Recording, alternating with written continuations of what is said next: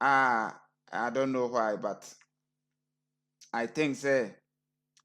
who hia say mpanimfo beba ho as soon as possible. Say omeba betim ama inso na timi atene yi. Enye saa bosa enti a ye de eye saa eye bridge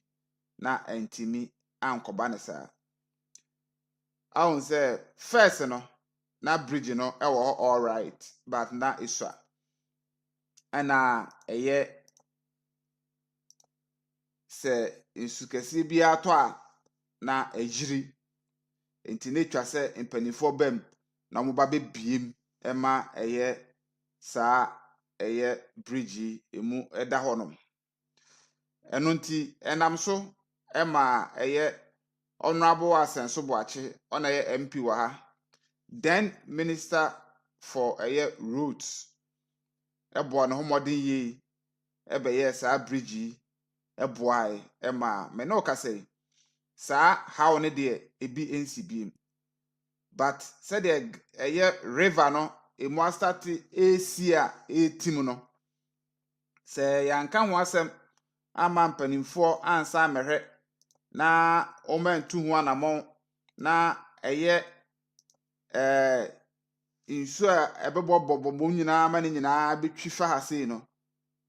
yensi ano a anhwa na akofa oha okese bi e de abreye eno ntina ene Kof TV Ghana yen yaka kire mo se ye de bia ye sori a ya fa ye camera to ye kon so ne nenam a ye hwe enema a ewo se ye twe mpanimfo adwen esiso na minim se mo ana maboa ama ye dwumadie yi aye nkoso na aye kama de ntina mekasa anamon bia ye tubia no emu 90% eye the resource. Yes, anamon dodo bia e betubia no about 90% there eye the resource. Making we ya bay enye ye nwanwa se ye nsamra biem no na mpanimfo aba abatim enam eye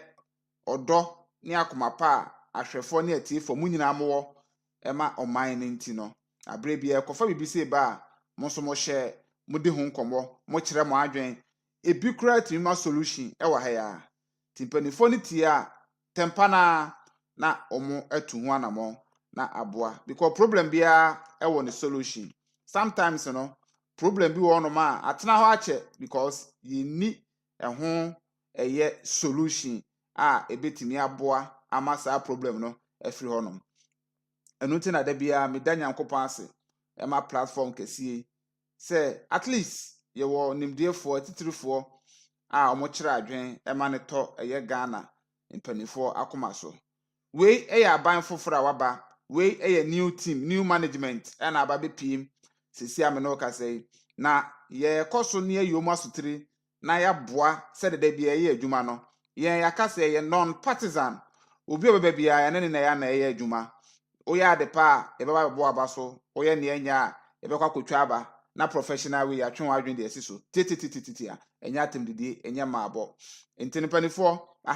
eye Atafoa Owabi eye bridge kese a mpanimfo aba beye e de ama eye Bantuma constituency fo a me no ka say eno kura ka ho titrubi